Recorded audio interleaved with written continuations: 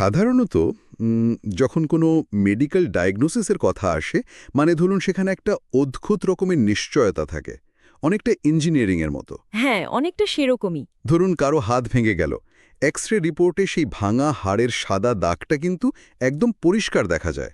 মানে সেখানে কোনো সংশয় থাকে না, সোজা আঙুল দিয়ে দেখিয়ে দেওয়া যায় যে এই তো এখানে ভেঙেছে। ঠিক।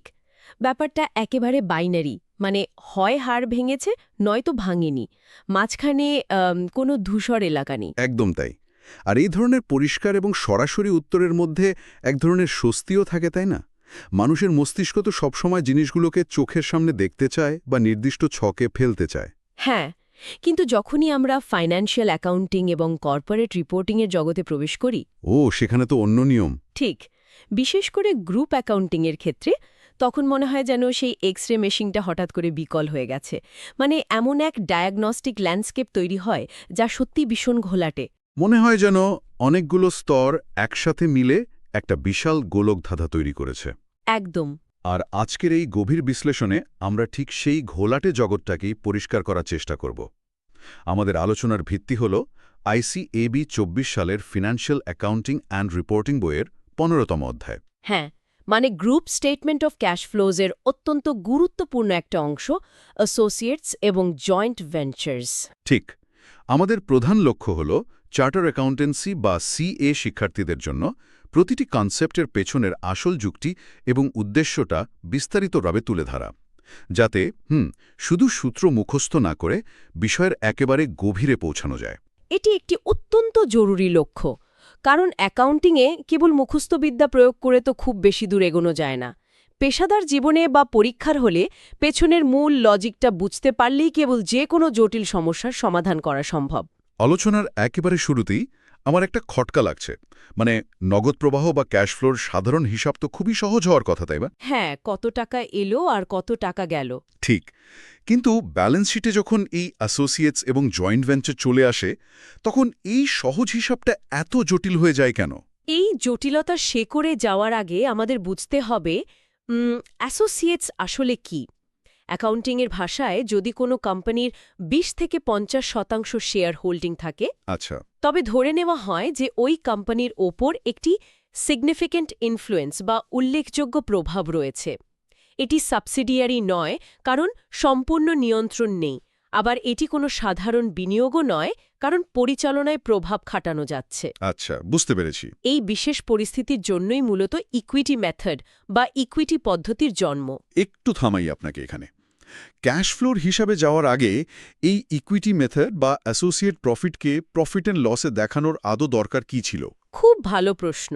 মানে যদি এটা হিসাবে না ঢোকানো হতো, তাহলে তো ক্যাশ ফ্লো স্টেটমেন্টে এটা নিয়ে কোনো ঝামেলাই তৈরি হতো না, তাই না? হ্যাঁ, কিন্তু ইতিহাসের দিকে তাকালে দেখা যায় ইকুইটি মেথড আসার আগে কোম্পানিগুলো তাদের অ্যাসোসিয়েট বা জয়েন্ট ভেঞ্চারের বিশাল বিশাল ক্ষতিগুলো ব্যালেন্স শিটের আড়ালে লুকিয়ে রাখত। আচ্ছা, মানে তারা বলতো যে ওটা তো আমাদের মূল ব্যবসা নয়, তাই ওখানকার ক্ষতি আমরা দেখাবো না। একদম। আবার উল্টো দিকে কোনো অ্যাসোসিয়েট হয়তো বিশাল মুনাফা করছে, কিন্তু মূল কোম্পানির অ্যাকাউন্টে তার কোনো প্রতিফলন নেই। এই লুকোচুরি বন্ধ করতেই ইকুইটি মেথড বাধ্যতামূলক করা হয়। তার মানে নিয়ম করা হলো যে অ্যাসোসিয়েটের মুনাফা বা ক্ষতির যে অংশটুকু আপনার, সেটা কনসোলিডেটেড প্রফিট অ্যান্ড লস অ্যাকাউন্টে দেখাতেই হবে। ঠিক, আর একেই বলা হয় গ্রুপ শেয়ার অফ প্রফিট। আচ্ছা, তার মানে অর্থনৈতিক বাস্তবতা বা ইকোনমিক রিয়ালিটি বোঝানোর জন্য প্রফিট অ্যান্ড লসে এই মুনাফা যোগ করা হচ্ছে। হ্যাঁ, কিন্তু ক্যাশ ফ্লো স্টেটমেন্ট তৈরি করার সময়, মানে বিশেষ করে ইনডাইরেক্ট মেথড বা পরোক্ষ পদ্ধতিতে, এই মুনাফা নাকি বাদ দিয়ে দিতে হয়। আমার প্রশ্ন হলো, কেন বাদ দেয়া হবে? এটা একটা সাধারণ কনফিউশন। ইকুইটি মেথড তো বলছে আমরা ওই মুনাফার মালিক। আমাদের অ্যাসোসিয়েট যদি ভালো পারফর্ম করে, সেটা তো দারুণ খবর। তাহলে ক্যাশ ফ্লো স্টেটমেন্ট কি অ্যাসোসিয়েটের এই সাফল্যকে এক ধরনের শাস্তি দিচ্ছে? না না, এটিকে কোনোভাবেই শাস্তি বলা যায় না। এটি হলো ক্যাটেগরাইজেশন বা শ্রেণীবিন্যাস। ক্যাশ ফ্লো স্টেটমেন্ট এই মুনাফাকে ভুয়া বলছে না, সে শুধু বলছে এই মুনাফাটি লিকুইড বা তরল নয়। আচ্ছা, মানে হাতে গোনা ক্যাশ নয়। ঠিক। ইনডাইরেক্ট মেথডে হিসাব শুরু হয় প্রফিট বিফোর ট্যাক্স বা কর পূর্ববর্তী মুনাফা দিয়ে। এই মুনাফার ভেতরে অ্যাসোসিয়েটের মুনাফাও তো ঢুকে আছে। হ্যাঁ, তা তো আছেই। ধরুন অ্যাসোসিয়েট প্রতিষ্ঠানটি হয়তো $1 মিলিয়ন লাভ করেছে আর আমাদের শেয়ার হয়তো 30%। আমরা খাতায় খুব সুন্দর করে লিখে নিলাম $3 লাখ লাভ। কিন্তু ওই অ্যাসোসিয়েট কি আমাদের ব্যাংক অ্যাকাউন্টে $3 লাখ ট্রান্সফার করেছে? না, বাস্তবে তো করেনি। ঠিক, যতক্ষণ না তারা ডিভিডেন্ড বা লভ্যাংশ দিচ্ছে ততক্ষণ ওই মুনাফা শুধু কাগজে কলমেই সীমাবদ্ধ। এটি কেবল একটি অ্যাকাউন্টিং এন্ট্রি, আর ক্যাশ ফ্লো স্টেটমেন্টের একমাত্র উদ্দেশ্য হল প্রকৃত নগদ অর্থের হিসাব করা। তাই এই নন ক্যাশ মুনাফাকে শুরুতেই বাদ দিয়ে হিসাব মেলাতে হয়। একদম তাই। বিষয়টা এখন অনেকটা পরিষ্কার হচ্ছে আমার কাছে। এটি অনেকটা রিয়েল এস্টেট বা জমি কিনে ফেলে রাখার মতো। ধরুন 10 বছর আগে কিছু জমি কেনা হয়েছিল। আচ্ছা। আজ পেপারে দেখা গেল জমির দাম 3 গুণ বেড়ে গেছে। এই যে জমির দাম কাগজে কলমে বাড়ল, একে বলা যায় ছায়া মুনাফা বা ফ্যান্টাম ইনকাম। নিজেকে বেশ ধনী অনুভব হলেও যতক্ষণ না ওই জমি বিক্রি করে টাকা হাতে পাওয়া যাচ্ছে, ততক্ষণ পকেটে কিন্তু কোনো ক্যাশ আসছে না। একদম। ওই জমির দাম দিয়ে তো আর মুদি দোকানে বাজার করা যাবে না। এখানেও জয়েন্ট ভেঞ্চারের মুনাফাটা কাগজে কলমে আছে, ব্যাংকে নেই। অসাধারণ একটি তুলনা। জমির কাগজে কলমে দাম বাড়াটা হলো প্রফিট অ্যান্ড লসের এন্ট্রি, আর জমি বেচে পকেটে টাকা আসাটা হলো ক্যাশ ফ্লো। ঠিক। এখানে একটি ছোট কিন্তু জরুরি বিষয় মনে রাখা দরকার। এতক্ষণ ইনডিরেক্ট বা পরোক্ষ পদ্ধতির কথা আলোচনা হচ্ছিল। যদি কোনো কোম্পানি ডাইরেক্ট মেথড বা প্রত্যক্ষ পদ্ধতিতে ক্যাশ ফ্লো স্টেটমেন্ট তৈরি করে, তবে কিন্তু এই মুনাফা বাদ দেওয়ার কোনো প্রয়োজন নেই। ডাইরেক্ট মেথডে কেন বাদ দেওয়ার দরকার নেই? কারণ ডাইরেক্ট মেথডের হিসাবটা কর পূর্ববর্তী মুনাফা দিয়ে শুরুই হয় না। সেখানে সরাসরি কাস্টমার্সদের কাছ থেকে কত ক্যাশ পাওয়া গেল এবং সাপ্লায়ার্সদের কত ক্যাশ দেওয়া হলো, সেখান থেকে হিসাব শুরু হয়। ও আচ্ছা। যেহেতু সেখানে শুরুতেই ওই নন ক্যাশ ছায়া মুনাফা মেশানো থাকে না, তাই আলাদা করে সেটাকে বাদ দেওয়ার বা অ্যাডজাস্ট করার কোনো ঝামেলাও থাকে না। ইনডাইরেক্ট মেথড মূলত প্রফিট এবং ক্যাশের মধ্যকার পার্থক্য মেলানোর একটি রিকনসিলিয়েশন প্রক্রিয়া। বুঝতে পেরেছি। মানে ইনডাইরেক্ট মেথডে যেহেতু এমন একটা সংখ্যা দিয়ে শুরু হচ্ছে যার ভেতরে আগে থেকেই অ্যাকাউন্টিংয়ের নন ক্যাশ আইটেম ঢুকে আছে, তাই সেটাকে ছেঁকে আলাদা করতে হচ্ছে। একদম সঠিক। এই কনসেপ্টটিকে একেবারে বাস্তব রূপ দেওয়ার জন্য সোর্স মেটেরিয়ালে দেওয়া একটি ওয়ার্কড এক্সাম্পল বিশ্লেষণ করা যাক। এখানে প্রশ্নটি লাইন বাই লাইন পড়া হচ্ছে, আর আমরা সাথে সাথে ব্রেইনস্টর্মিং করব। হ্যাঁ, চলুন শুরু করা যাক। প্রশ্নের নাম cash flows from operating activities. দেওয়া আছে consolidated statement of profit or loss extract for the year ended 31 December 20x7। এখানে 3টি ফিগার পরপর আছে। Group operating profit 2,73,000, share of profit of associates 60,000, profit before tax 3,33,000। একটু থামি, এখানে প্রফিট অ্যান্ড লসের এই 3টি ফিগার দেওয়া আছে।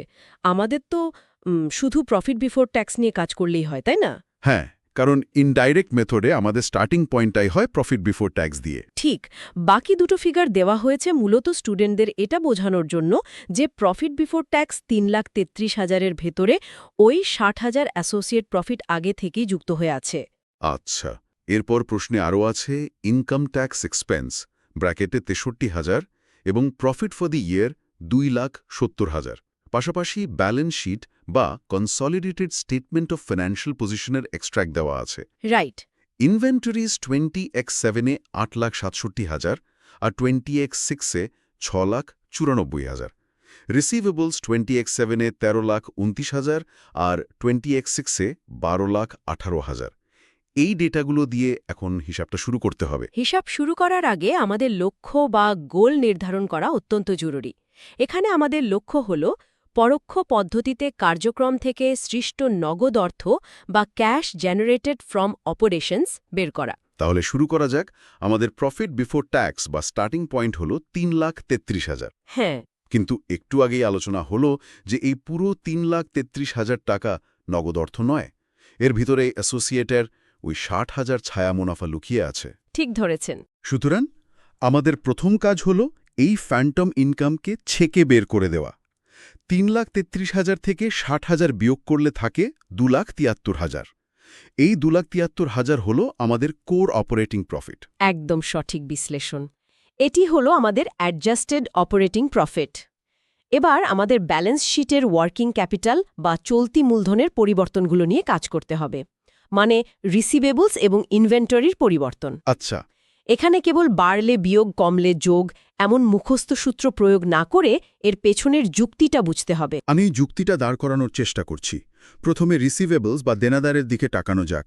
20X6 সালে রিসিভেবলস ছিল 12,18,000 এবং 20X7 সালে তা বেড়ে হয়েছে 13,29,000। মানে রিসিভেবলস বেড়েছে 1,11,000। হ্যাঁ, রিসিভেবলস বাড়ার সোজা অর্থ হল আমরা পণ্য বিক্রি করেছি, সেটা প্রফিটে হিট করেছে, কিন্তু কাস্টমার্সরা আমাদের টাকা বুঝিয়ে দেয়নি, তারা টাকাটা আটকে রেখেছে। ঠিক। যেহেতু টাকাটা আমাদের হাতে আসেনি কিন্তু প্রফিটের ভেতর তা বিক্রি হিসেবে যুক্ত হয়ে আছে, তাই ক্যাশ ফ্লো স্টেটমেন্টের দৃষ্টিকোণ থেকে এই 1,11,000 টাকা বিয়োগ করতে হবে। নিখুঁত ব্যাখ্যা। কাস্টমারদের পকেটে আমাদের ক্যাশ আটকে আছে, তাই এটি একটি ক্যাশ আউটফ্লো বা নগদ অর্থের বহির্প্রবাহের সমতুল্য। একই লজিক ইনভেন্টরির ক্ষেত্রেও কাজ করবে। 20X6 সালে ইনভেন্টরি ছিল 6,94,000, যা 20X7 সালে বেড়ে হয়েছে 8,67,000। অর্থাৎ 1,73,000-এর ইনভেন্টরি বেড়েছে। হ্যাঁ, ইনভেন্টরি বা মজুত পণ্য বাড়ার অর্থ হল আমরা নগদ টাকা দিয়ে কাঁচামাল বা পণ্য কিনে গোদামে ফেলে রেখেছি। সেই পণ্য এখনও বিক্রি হয়ে ক্যাশ হয়ে ফিরে আসেনি, আমাদের ক্যাশ গোদামের ভেতরে পণ্যের ভেতরে আটকে আছে।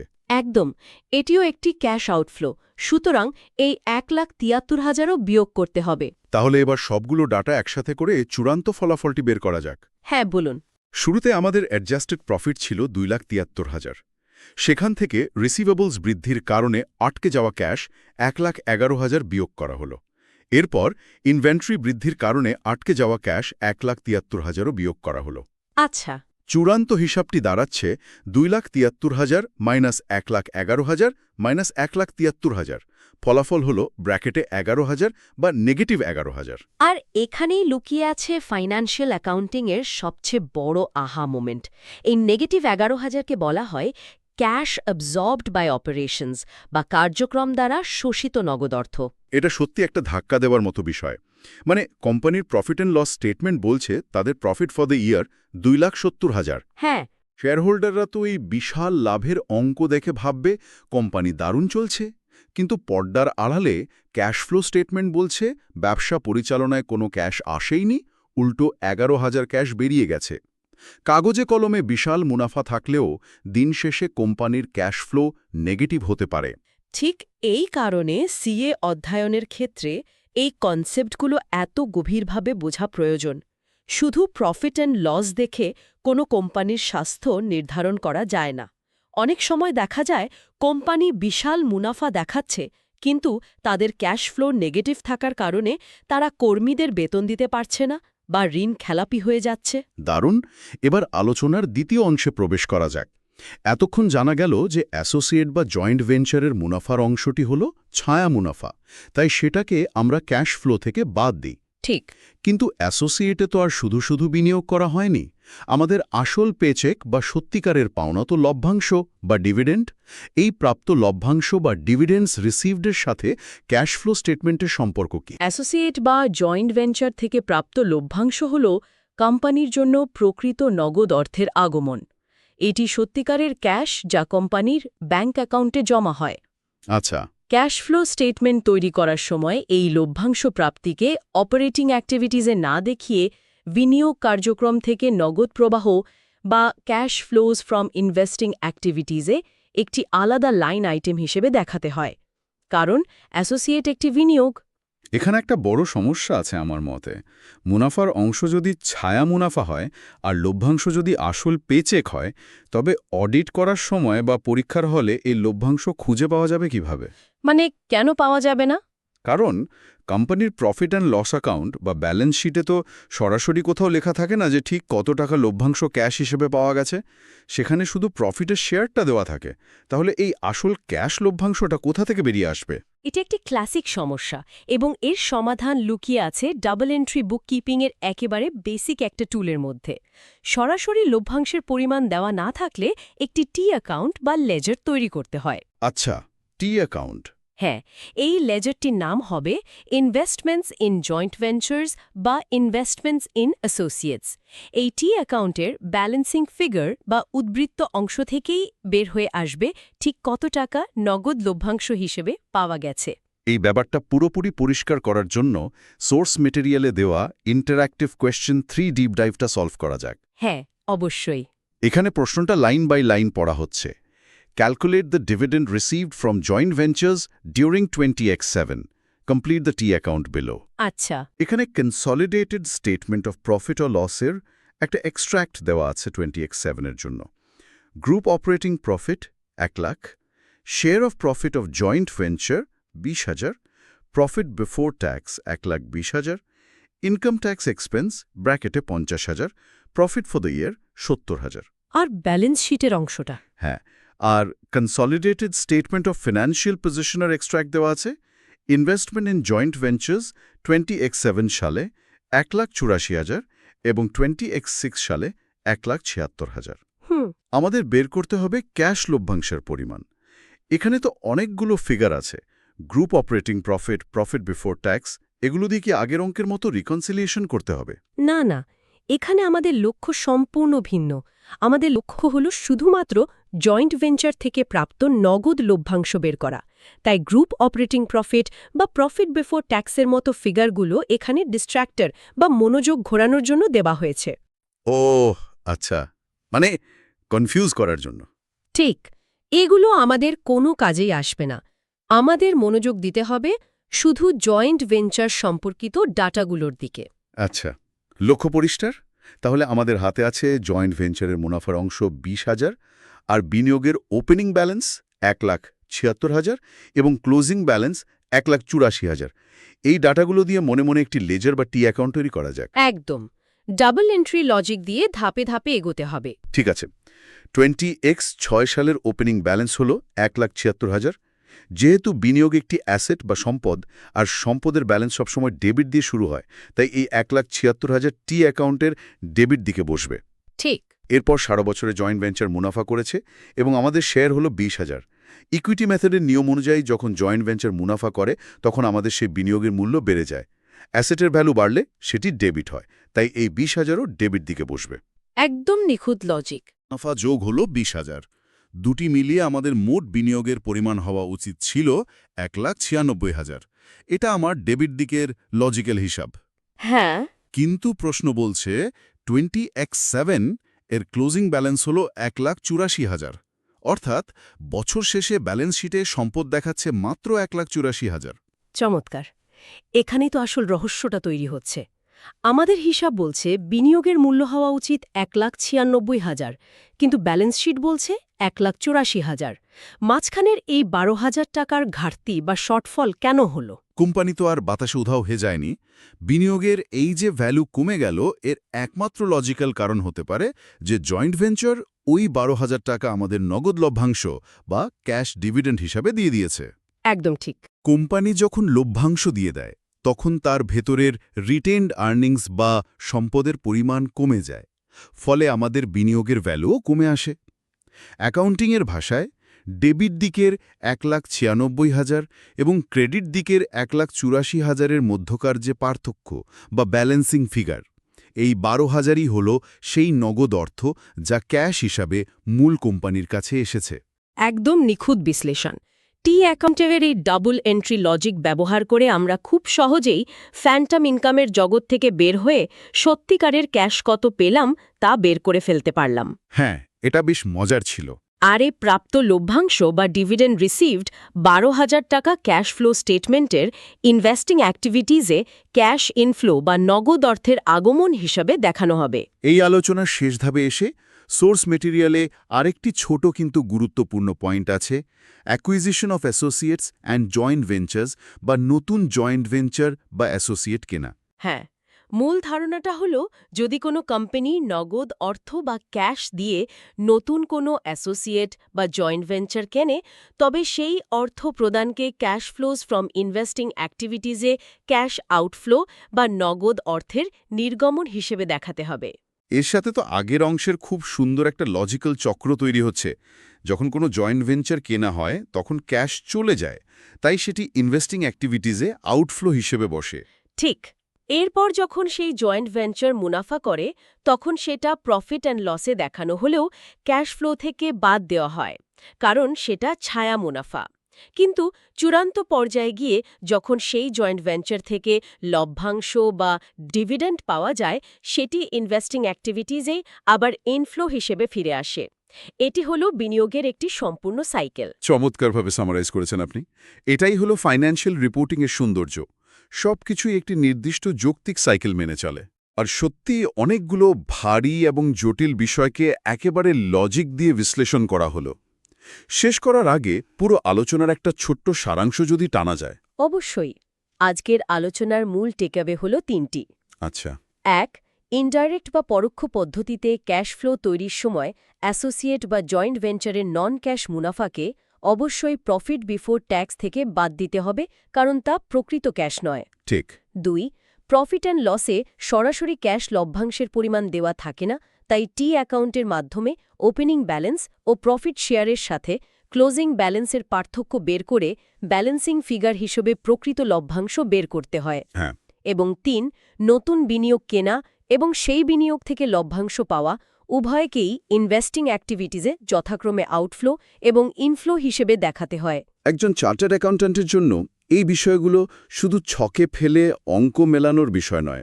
ফ্যান্টম প্রফিট বা ছায়া মুনাফা এবং প্রকৃত ক্যাশ এর মধ্যকার এই সূক্ষ্ম পার্থক্য বুঝতে পারাটা অত্যন্ত জরুরি। একদম। এটা না বুঝলে আসলে ব্যবসার আসল চেহারাটা দেখাই যায় না। আজকের আলোচনাটি শেষ করা যেতে পারে একটি গভীর চিন্তামূলক পরিস্থিতি দিয়ে। ভবিষ্যতের কথা বিবেচনা করা যাক। বর্তমানে এমন অনেক টেক স্টার্টআপ বা আর্টিফিশিয়াল ইন্টেলিজেন্স ভেঞ্চার তৈরি হচ্ছে, যেখানে নগদ অর্থের দেখা পেতে বা ক্যাশ রিয়েলাইজ করতে হয়তো কয়েক দশক লেগে যাবে। সেটা তো দেখতেই পাচ্ছি আমরা। কিন্তু তাদের কাগজের মূল্যায়ন বা ভ্যালুয়েশন আকাশচুম্বী। মূল কোম্পানিগুলো তাদের প্রফিট অ্যান্ড লসে এই বিশাল ফ্যান্টম ভ্যালুয়েশন দেখাচ্ছে। এই ধরনের পরিস্থিতিতে চিরাচরিত ক্যাশফ্লো স্টেটমেন্ট কি একসময় তার কার্যকারিতা হারাবে? খুব ইন্টারেস্টিং একটা পয়েন্ট। কারণ বিনিয়োগকারীরা হয়তো আজকের ক্যাশের চেয়ে আগামী ২০ বছর পরের সম্ভাবনাকে বেশি গুরুত্ব দিচ্ছে, নাকি এই ফ্যান্টম ভ্যালুয়েশন এবং বিশাল সব কাগজের মুনাফার যুগে ক্যাশফ্লো স্টেটমেন্টের এই অ্যাকাউন্টিং দুনিয়ারই চিরন্তন দ্বন্দ্ব, আশা বনাম বাস্তবতা নিয়ে আজকের গভীর বিশ্লেষণ এখানেই শেষ করা হচ্ছে। আগামীতে আবারও এমন কোনো জটিল অ্যাকাউন্টিং স্ট্যান্ডার্ডের পেছনের গল্প নিয়ে আলোচনা হবে।